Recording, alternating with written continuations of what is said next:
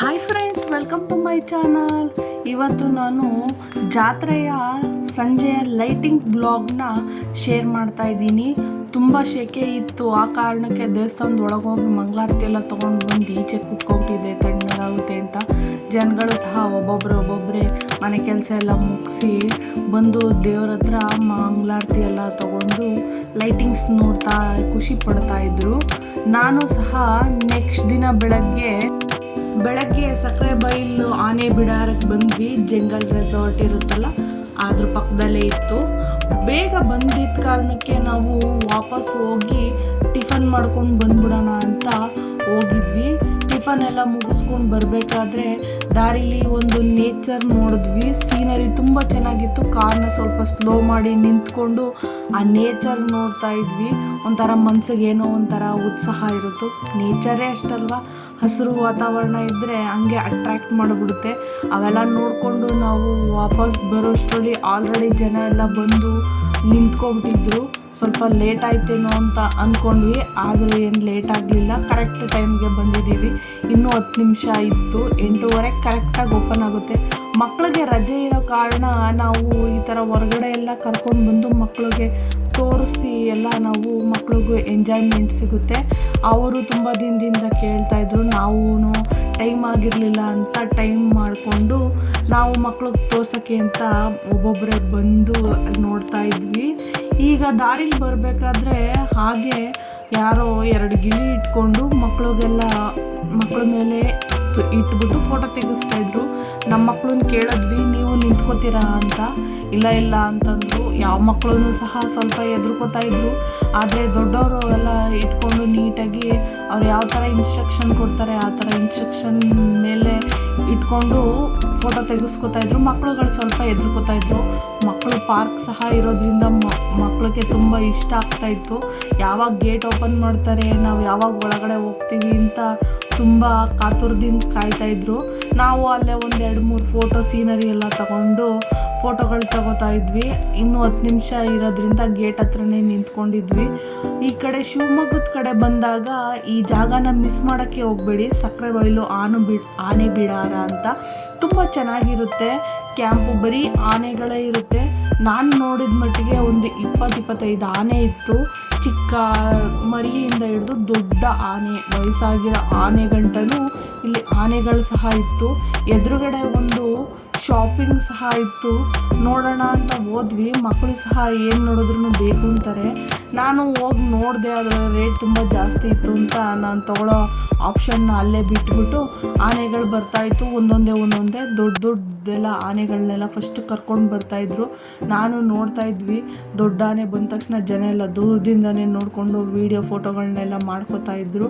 ನಾನು ದೂರದಿಂದನೇ ನಿಂತ್ಕೊಂಡು ಫೋಟೋಗಳನ್ನೆಲ್ಲ ತಗೋತಾ ಇದ್ದೆ. ಒಂದ್ರ ಹಿಂದೆ ಒಂದು ಬರ್ತಾಯಿತ್ತು. ಸೇಮ್ ಆನೆ ಮಾವುತ ಯಾವ ರೀತಿ ಹೋಗ್ತಾನೆ, ಅವನು ಯಾವ ಡೈರೆಕ್ಷನಲ್ಲಿ ಹೋಗ್ತಾನೆ ಆ ಡೈರೆಕ್ಷನಲ್ಲೇ ಆನೆಗಳೆಲ್ಲ ಒಂದೊಂದೇ ಹೋಗ್ತಾ ಇತ್ತು.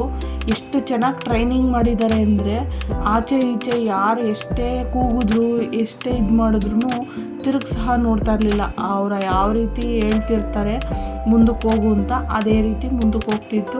10 ನಿಮಿಷ ಆದಮೇಲೆ ಕ್ಯಾಂಪ್ ಓಪನ್ ಆಯಿತು. ನೆಕ್ಸ್ಟ್ ನಾವು ಟಿಕೆಟ್ ತೊಗೊಂಡು ಮುಂದಕ್ಕೆ ಹೋದ್ವಿ. ಜೊತೆಲೇ ದಾರಿಲಿ ಇನ್ಸ್ಟ್ರಕ್ಷನ್ಗಳಿತ್ತು, ಆನೆ ಬಗ್ಗೆ ಎಲ್ಲ ಇನ್ಫಾರ್ಮೇಷನ್ ಇತ್ತು. ಎಲ್ಲ ನೋಡಿಕೊಂಡು ಯಾವ್ಯಾವ ಥರ ಇದೆ, ಅದ್ರ ಹೆಸ್ರೇನು ಅಂತೆಲ್ಲ ನೋಡಿಕೊಂಡು ನೋಟಿಸ್ ಬೋರ್ಡಲ್ಲೆಲ್ಲ ನೋಡ್ಕೊಂಡು ಮುಂದಕ್ಕೆ ಹೋಗ್ತಾ ಇದ್ವಿ. ಅಲ್ಲಿ ವೆಲ್ಕಮ್ ಟು ಸಕ್ಕರೆ ಬೈಲ್ ಅಂತೆಲ್ಲ ಇತ್ತು. ಅಲ್ಲೆಲ್ಲ ಒಂದಷ್ಟು ಫೋಟೋ ತೊಗೊಂಡು ಇಲ್ಲಿ ಕೂತ್ಕೊಂಡಿದ್ವಿ. ಅದು ಆನೆಗಳನ್ನೆಲ್ಲ ನೀರಿಗೆ ಕರ್ಕೊಂಡು ಹೋಗ್ತಾಯಿದ್ರು ಡ್ಯಾಮ್ ಹತ್ರಕ್ಕೆ. ನಾವು ಇಲ್ಲಿ ನಿಂತ್ಕೊಂಡು ನೋಡಿಕೊಂಡು ಆಮೇಲೆ ನೆರಳಿತ್ತು, ಅಲ್ಲಿ ಹತ್ರ ಹೋದ್ವಿ. ಅಲ್ಲಿ ಏನೋ ಇನ್ಸ್ಟ್ರಕ್ಷನ್ ಕೊಟ್ಟಿರ್ತಾರೆ, ಆನೆ ಹೆಸರು, ಆನೆದು ದೇಹದ ತೂಕ ಅದೆಲ್ಲ, ಅದ್ರ ಬಗ್ಗೆ ನೋಡಿಕೊಂಡು ಅದು ಏನು ಕೊಟ್ಟಿದ್ದಾರೆ ಹೆಸರನ್ನ ಕೂಗಿದ್ರೆ ತಿರುಗಿ ನೋಡ್ತಾ ಇತ್ತು. ನನ್ನ ಹೆಸರು ಇದು ಅನ್ನೋ ಥರ. ಆನೆ ಮಣ್ಣು ಎರ್ಚ್ಕೋತಾ ಇತ್ತು. ನಮ್ಮ ಚಿಕ್ಕ ಮಗಳು ಕೇಳ್ತಾಯಿದ್ಲಿ, ಯಾಕಮ್ಮ ಆನೆ ಮಣ್ಣು ಎರ್ಚ್ಕೊಳ್ಳುತ್ತೆ ಅಂತ. ನಾನು ಅವಳ ಪ್ರಶ್ನೆಗಳಿಗೆಲ್ಲ ಉತ್ತರ ಕೊಡ್ತಾ ಇದ್ದೆ. ಮೈ ಕಟ್ತಾ ಇರುತ್ತೆ, ಅದಕ್ಕೆ ಒಂಚೂರು ಎರ್ಚ್ಕೊತಿರ್ಬೋದು ಅಂತ ನಾನು ಅಂದ್ಕೊಂಡೆ. ನೀರಿಗೆಲ್ಲ ಹೋದ ತಕ್ಷಣ ಖುಷಿಯಾಗ್ಬಿಟ್ರು ಮಕ್ಕಳು. ನೀರು ಅಂದರೆ ಸಾಕು ತುಂಬ ಖುಷಿ. ಅದ್ರ ಜೊತೆಗೆ ಬಿಸಿಲು ತಾಪಮಾನವೂ ಸಹ ತುಂಬ ಜಾಸ್ತಿ ಇತ್ತು. ಎಲ್ಲ ಹತ್ರ ಹೋಗಿ ಆನೆನೆಲ್ಲ ನೋಡ್ತಾಯಿದ್ರು. ಟಿಕೆಟ್ ತೊಗೊಂಡು ಬಂದಿದ್ದರೆ ಮಾತ್ರ ಅಲ್ಲಿ ಆನೆಗೆ ಬಾತ್ ಮಾಡೋಕ್ಕೆಲ್ಲ ಅವಕಾಶ ಇತ್ತು. ಕೆಲವರೆಲ್ಲ ಟಿಕೆಟ್ ತೊಗೊಬಂದು ಆನೆಗೆ ಸ್ನಾನ ಮಾಡಿಸ್ತಾಯಿದ್ರು. ನಾನು ಸಹ ದೂರದಲ್ಲೇ ನಿಂತ್ಕೊಂಡು ವೀಡಿಯೋ ಮಾಡ್ಕೊತಿದ್ದೆ. ದೊಡ್ಡ ದೊಡ್ಡ ಆನೆ ಬಂದ ತಕ್ಷಣ ಎಲ್ಲ ದೂರ ಹೋಗ್ತಾಯಿದ್ರು. ಚಿಕ್ಕ ಆನೆ ಬಂದ ತಕ್ಷಣ ಎಲ್ಲ ಹೋಗಿ ಚಿಕ್ಕ ಆನೆ ಹತ್ರ ನಿಂತ್ಕೊಬಿಟ್ಟಿದ್ರು ಫೋಟೋ ತೆಗೆಸ್ಕೊಳ್ಳೋಕ್ಕೆ. ಹಂಗೆ ಡ್ಯಾಮ್ ಹತ್ರ ಒಂದು ಬೋಟಿಂಗ್ ಮಾಡೋದು ಅಂತ ನೋಡ್ತಿದ್ರು. ನಾನು ಒಂದು ವೀಡಿಯೋ ಮಾಡ್ಕೋತಾ ಇದ್ದೆ. ನನ್ನ ಹಿಂದೆನೇ ಒಂದು ಆನೆ ಇತ್ತು. ಹಂಗೆ ನೋಡಿಕೊಂಡು ಬೋಟಿಂಗ್ ಮಾಡಿಕೊಂಡು ನೀಟಾಗಿ ಸುತ್ತಮುತ್ತ ಎಲ್ಲ ಇತ್ತು. ಅವೆಲ್ಲ ಒಂದು ವೀಡಿಯೋ ಮಾಡಿಕೊಂಡು ಈ ಕಡೆ ಮುಗಿಸ್ಕೊಂಡು ಬಂದ್ವಿ ನಾವು. ಬೋಟಿಂಗೆಲ್ಲ ನಮ್ಮ ಮಕ್ಕಳು ನೇಚರ್ ನೋಡಬೇಕು ಅಂತ ಕಿಟಕಿ ಹತ್ರ ಹೋಗಿ ನಿಂತ್ಕೊಬಿಟ್ಟಿದ್ರು. ಅವ್ರನ್ನ ಬಿಡೋಕ್ಕಾಗಲ್ಲ ಅಂತ ನಾವು ಒಂದು ಕೈಲಿ ಬಿಗ್ಗಿಯಾಗಿ ವೀಡಿಯೋ ಹಿಡ್ಕೊಂಡು ಮಾಡಿಕೊಂಡು ಅವ್ರನ್ನೂ ಹಿಡ್ಕೊಂಡಿದ್ವಿ. ಆನೆಗಳು ನೋಡಿ ಎಷ್ಟೊಂದು ಆನೆ ಬಂದಿದೆ. ಸುಮಾರು ಒಂದು 10 ಆನೆ ಸ್ನಾನ ಮಾಡೋಕ್ಕೆ ಬಂದಿತ್ತು. ಅವ್ರು ಯಾವ ರೀತಿ ಹೇಳ್ತಾರೆ ಆ ರೀತಿ ಕೂತ್ಕೊಂಡಿದ್ರೆ ಆ ರೀತಿ ಸ್ನಾನ ಮಾಡಿಸ್ತಾ ಇರ್ತಾರೆ. ಬಿಸಿಲು ಸ್ವಲ್ಪ ಕಮ್ಮಿ ಇದ್ದಿದ್ರೆ ಇನ್ನೂ ಎಂಜಾಯ್ಮೆಂಟ್ ಮಾಡ್ಬೋದಾಯಿತು. ಆದರೆ ಬಿಸಿಲು ತುಂಬ ಜಾಸ್ತಿ ಇರೋ ಕಾರಣ ಎಷ್ಟು ಸ್ವಲ್ಪ ಮಟ್ಟಿಗೆ ನೀರ ಹತ್ರ ನಿಂತ್ಕೊಂಡು ವಾಪಸ್ ಹೊರಟೋದ್ವಿ. ಬೋಟಿಂಗ್ ಸಹ ನಮ್ಮದು ಅಲ್ಲಿಗೆ ಎಂಡ್ ಆಯಿತು. ಬೋಟಿಂಗ್ ಮುಗಿಸ್ಕೊಂಡು ನಾವು ಅಲ್ಲಿಂದ ಮತ್ತೆ ಬಂದು ಇಲ್ಲಿ ಕೂತ್ಕೊಂಡ್ವಿ. ಆಲ್ರೆಡಿ ನಮಗೆ ಸುಸ್ತಾಗ್ಬಿಟ್ಟಿತ್ತು. ಇರೋ ಸೆಕೆಗೆ ತುಂಬ ಜಾಸ್ತಿ ನೀರು ಮತ್ತು ಜ್ಯೂಸ್ ಕುಡಿದು ನಮಗೆ ಸಾಕಾಗಿತ್ತು. ನೆಕ್ಸ್ಟ್ ಇವೆಲ್ಲ ಮುಗಿಸ್ಕೊಂಡು ನಾವು ಒಂದಿಷ್ಟು ಫೋಟೋ ವೀಡಿಯೋಗಳನ್ನೆಲ್ಲ ತಗೊಂಡು ಆನೆ ಹತ್ರ ಬೇರೆ ಒಂದು ವೀಡಿಯೋ ತೊಗೋಬೇಕು ಅಂತ ಕೂತಿದ್ರು. ಅಲ್ಲಿ ಹೋದ ತಕ್ಷಣ ಎದ್ರುಕೋಗ್ಬಿಟ್ಲು. ಆನೆ ಮಾವುತ ಸ್ವಲ್ಪ ಮಗುಗೆ ಹೇಳ್ತಾ ಇದ್ದ, ನಿಂತ್ಕೊ ಅಲ್ಲೇ ನಾನು ವೀಡಿಯೋ ತೆಗಿತೀನಿ ಅಂತ.